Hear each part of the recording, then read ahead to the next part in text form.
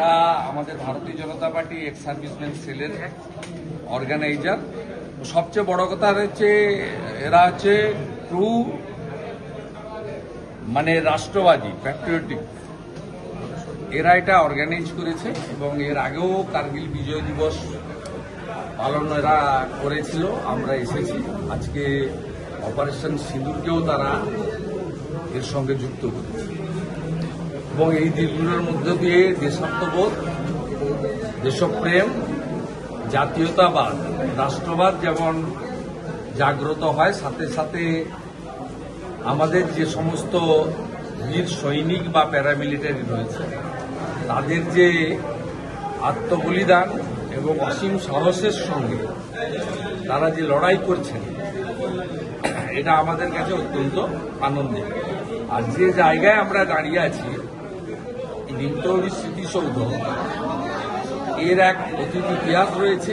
1942 সালের 17ই ডিসেম্বর এখানে জাতীয় সরকার তৈরি করেছিলেন সতীশবাবু, সুশীলবাবু, অজয়বাবু।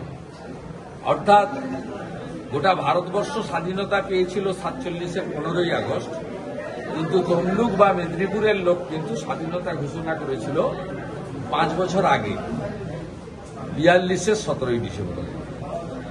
আমরা এই জায়গায় দাঁড়িয়ে কার্গিল বিজয় দিবস এবং সিঁদুর অপারেশনের সাফল্যের জন্য শহীদদের প্রতি শ্রদ্ধা জানাবো। কিছু শহীদ আর্মি পরিবার, প্যারামিলিটারি পরিবার তারা এসেছে এবং সাথে সাথে রক্তদান, মহৎদান, রক্তদান শিবিরের মধ্য দিয়ে এই দিনটি তারা উদযাপন করছেন এবং যেখানে করছেন সেই মাটি হচ্ছে রাষ্ট্রপ্রেমের মাটি।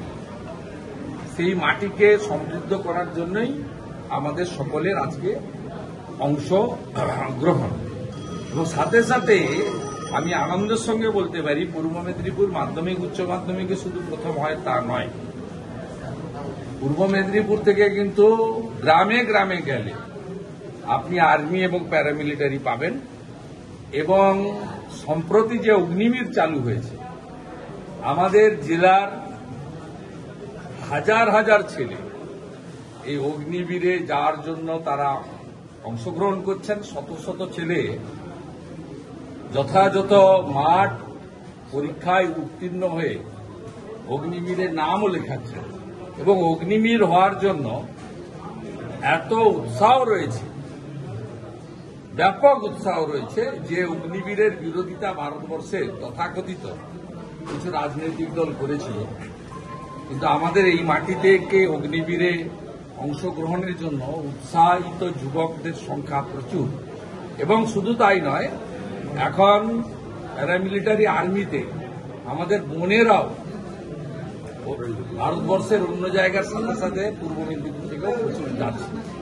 তো অপারেশন সিঁদুরে রাজস্থান থেকে কাশ্মীর বর্ডার পর্যন্ত আমাদের এই জেলার প্রচুর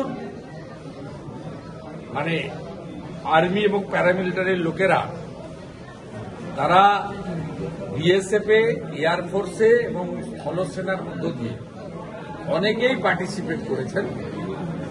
যারা অনেকে ফিরেছেন, এখনো অনেকে বর্ডারে নজরদারিতে আছেন, তারাও আমাদের সম্পদ।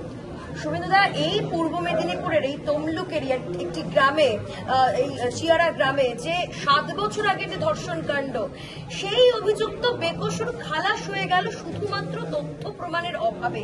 ধর্ষকদের প্রোটেক্টর হচ্ছে রাজ্যের পুলিশ মন্ত্রী মমতা ব্যানার্জি।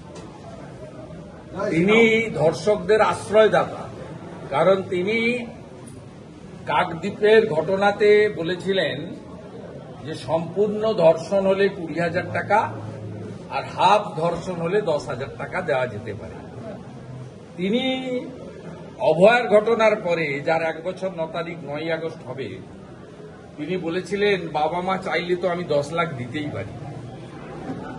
এই রাজ্যের পুলিশ মন্ত্রী এমন একজন ব্যক্তি যিনি তার পুলিশের আইসি স্ত্রী এবং মাকে 5 বার ফোনে ধর্ষণ করার কথা বলার পরেও তার কেশাগ্র স্পর্শ করতে পারে না পুলিশ, কারণ তার উপরে একটা বড় আমব্রেল্লা রয়েছে ছাতার মতো, তার নাম হচ্ছে মমতা ব্যানার্জি। স্বাভাবিকভাবে এই যে মডেল, সেই আরজিকর মেডিকেল কলেজের সঞ্জয় হতে পারে, মনোজিৎ মিশ্র হতে পারে, কালিয়াগঞ্জের জাভেদ হতে পারে, বা মাটিগাড়ার সাদ্দাম হতে পারে। এরাই হচ্ছে পুলিশ মন্ত্রীর সম্পদ।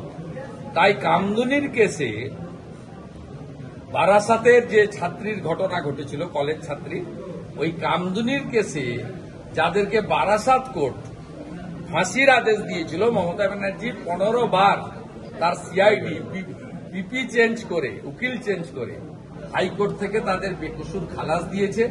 টুম্পা মৌসুমীরা কিন্তু প্রোটেকশন পায়নি। এখনো যদি যান বারাসাতের পুলিশ ওই শাসনে কামদুনির যারা রেপিস্ট তাদের বাড়িতে হাউস গার্ড হিসেবে আছে। তাই কোলাঘাট কোনো বিচ্ছিন্ন ঘটনা নয়, এটা বাংলার পুলিশ মন্ত্রী বা তৃণমূল কংগ্রেসের যে কার্য পদ্ধতি, এবং পুলিশ মন্ত্রী যে সবচেয়ে বড় বটবৃক্ষের মতো ধর্ষকদেরকে বাঁচিয়ে রেখেছেন। গাছ যেমন ছায়া দেয়, তিনি যেমন ছায়া দিচ্ছেন, বড় আমরেল্লা, এক ফোঁটা জল ওদের গায়ে পড়বে না। স্বাভাবিকভাবে এটা তার পরিণতি, এটা নতুন কিছু না। এই প্রসঙ্গে আরেকটা প্রশ্ন, এই যে অপরাজিতা বিল, সেই